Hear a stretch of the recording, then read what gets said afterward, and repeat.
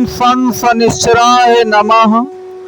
मित्रों, मकर राशि आज का जो टॉपिक है वह अपने आप में अद्वितीय है, विलक्षण है। जैसा कि आप जानते हैं कि प्रत्येक व्यक्ति का मिजाज है, नेचर है, वो अलग अलग होता है। उसी प्रकार प्रत्येक राशि की प्रवृत्ति जो है, स्वभाव जो है, कलयुग में जीत और सफलता का रहस्य जो है वह प्रत्येक राशि का अलग अलग ही है। तो वास्तव में मकर राशि में ऐसे कौन से दबंग स्टेप 2024 के बचे हुए 6 महीने में हमको लेना पड़ेगा, जिससे सन की 7.5 के कारण जो बाजी हम पूरी तरह से हार गए हैं उसको हम कैसे जीत पाएंगे और कैसे अपने नंबर 1 की पोजीशन को प्राप्त कर पाएंगे, उसका रहस्य क्या है।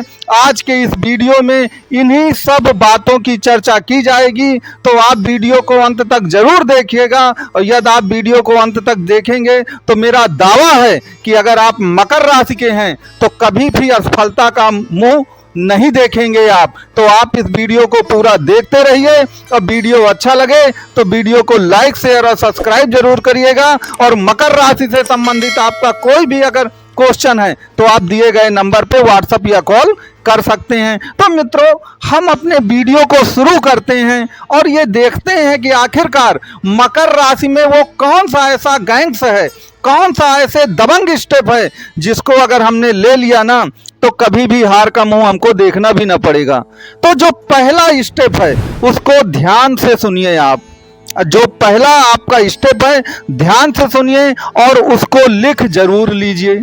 जो मैं आपको बताने जा रहा हूं उसको जरूर नोट कर लीजिए। और अगर आपने यही स्टेप को फॉलो कर लिया तो याद रखिए जीवन में दुख फिर कभी नहीं आएंगे। जो दुख आप बता रहे हैं ना कि हम मकर राशि के हैं, दुख भोग रहे हैं, वह दुख सब के सब गायब हो जाएंगे। तो अब मुझको आप ये बताइए कि जीवन हमारा बोझ कब लगने लगता है हमको? जब हमारा दिल टूट जाता है। और दिल का टूटना क्या है? कुंडली में दिल क्या है? दिल या मन माने चंद्रमा। और आपका चंद्रमा जब टूट जाता है तभी आपका दिल टूटता है। और मकर राशि में सबसे बड़ी कमी ये बात की है कि चंद्रमा की पोजीशन बहुत वीक होती है। उसका कारण क्या है कि चंद्रमा ऑलरेडी सन की राशि में विराजमान है, जो कि उसके परम दुश्मन की राशि है। तो चूंकि चंद्रमा सन की राशि में विराजमान है तो एक तो वह ऑलरेडी बहुत टूटा हुआ होता है, कमजोर होता है। और जब सन की 7.5 आती है तो शनि और राहु दोनों हावी हो जाते हैं चंद्रमा पर। तो याद रखिए हमारा मन और दिल पूरी तरह से टूट जाता है, तार तार हो जाता है, और हमको लगता है कि अब तो ये जीवन बेकार है, इसको त्याग देना ही उचित है। तो याद रखिए कि यदि हमने अपने चंद्रमा को बचा लिया ना तो जीवन में कभी भी दुख का सामना नहीं करना पड़ेगा। तो अब प्रश्न वही उठता है कि महाराज ये हम चंद्रमा को बचाएंगे कैसे? प्रश्न तो यही है। तो सबसे पहले एक बात याद रखिए कि आप लोग अपनी कुंडली में खोल करके ये देखिए कि क्या चंद्रमा का राहु और शनि से कोई संबंध बन रहा है।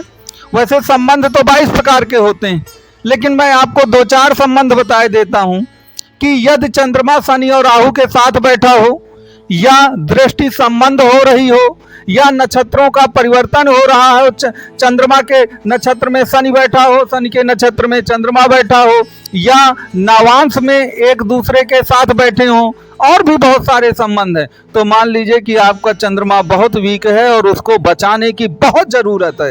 और यदि हमने चंद्रमा को बचा लिया तो याद रखिए फिर कोई दुख रह ही नहीं गया।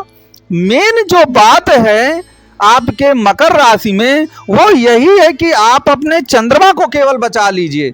और जिसने चंद्रमा को बचा लिया, याद रखिए दुख, दर्द, संघर्ष सब कुछ गायब हो जाएगा। तो अब आप कहेंगे कि चंद्रमा को बताने के कुछ स्टेप आप बताइए। तो देखिए मैं आपको यहाँ पर 1-2 स्टेप बताता हूँ कि ये याद रखिएगा कि चंद्रमा तब सबसे ज्यादा टूटता है जब व्यक्ति सारी रात जगता है, क्योंकि चंद्रमा रात का प्रतिनिधित्व करता है। आप लाख उपाय कर लीजिए चंद्रमा को ठीक करने के लिए, अगर ये उपाय आप नहीं करते ना तो याद रखिए आप डिप्रेशन में चले जाएंगे, और डिप्रेशन में जाने पर ही तो दिल टूटता है। तो चंद्रमा सबसे ज्यादा तब टूटता है जब आप रात रात भर जगते हैं और जरूरत से ज्यादा ओवर थिंकिंग करते हैं। तब चंद्रमा सबसे ज्यादा टूट जाएगा ओवर थिंकिंग और आपके रात भर जगने के कारण। और भी चंद्रमा को सुधारने के बहुत सारे उपाय हैं। अगर हम इसी वीडियो पे उसकी चर्चा करने लगेंगे तो वीडियो बहुत ज़्यादा लंबा हो जाएगा। तो चंद्रमा को अगर आपने बचा लिया तो याद रखिए कि आपके सामने कभी दुख नहीं आएंगे।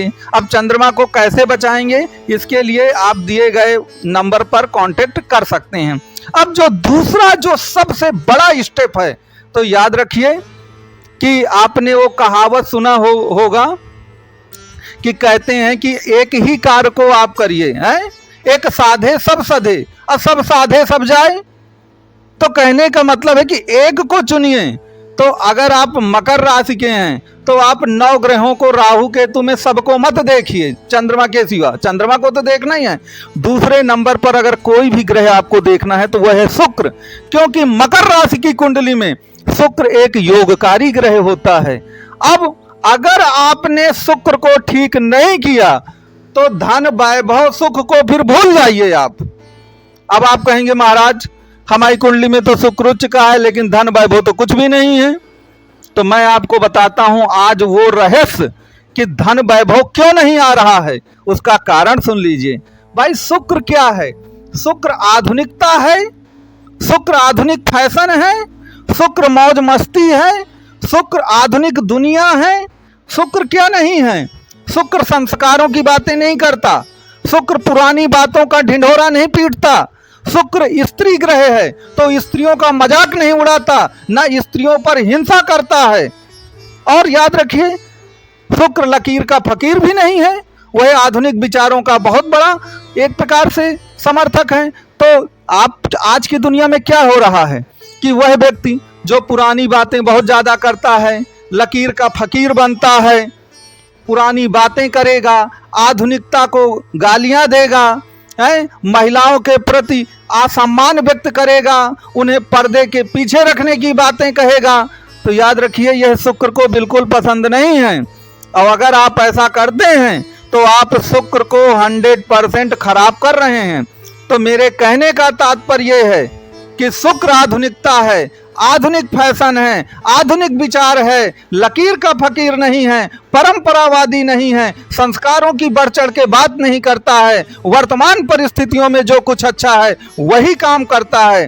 तो याद रखिएगा कि मैंने आपको शुक्र की बातें बताई हैं। शुक्र चाहे जितना उच्च का हो, लेकिन फिर वही है कि अगर आप लकीर के फकीर बनेंगे, महिलाओं के प्रति असम्मान रखेंगे, पुरानी बातें जरूरत से ज्यादा करेंगे, तो शुक्र आपका कभी अच्छा नहीं होगा। शुक्र अच्छा नहीं होगा तो शुक्र राजयोग बनाते हैं मकर राशि की कुंडली में, तो वो राजयोग नहीं बनेगा। फिर आपको याद रखिए फिर जैसे सन की 7.5 में आप भोग रहे हैं ना, वही परिस्थितियां आपके साथ रही आएंगी। तो शुक्र को और कैसे अच्छा बनाया जा सकता है उसके बारे में भी अगर आप ज्यादा कुछ जानना चाहें तो दिए गए नंबर पे कांटेक्ट कर सकते हैं। यहाँ पर एक बात और याद रखिएगा कि आपका धन भाव जो होता है वो कुंभ राशि आती है, और कुंभ राशि में राहु का प्रभाव सबसे ज्यादा है। भले ही कुंभ राशि जो है वह एक प्रकार से शनि की राशि है, लेकिन राहु का प्रभाव उसमें बहुत ज्यादा है। तो राहु क्या है? राहु गुप्त है, राहु गुप्तचर है। तो जो भी प्लानिंग करिए वो गुप्त करिए, उनका ढिंढोरा मत पीटिए, किसी को बताइए नहीं। अगर आपने बता करके, आप मकर राशि के हैं, सबको बता करके काम करते हैं, प्लानिंग को गुप्त नहीं रखते, तो भी आपको सफलता नहीं मिल पाएगी। इस बात को आपको याद रखना है। तो मैंने आपको ये कुछ गूढ़ सूत्र बताए हैं, अभी बहुत सारे सूत्र हैं, उनके बारे में आप जानना चाहें तो दिए गए नंबर पे कांटेक्ट कर सकते हैं आप। आपको ये वीडियो कैसा लगा ये मुझको जरूर बताइएगा। वीडियो अच्छा लगा हो तो लाइक शेयर सब्सक्राइब करिए, और कुंडली से संबंधित आपका कोई भी प्रश्न है तो आपके सामने नंबर हाजिर है, आप इस नंबर पे अपनी बात को रख सकते हैं।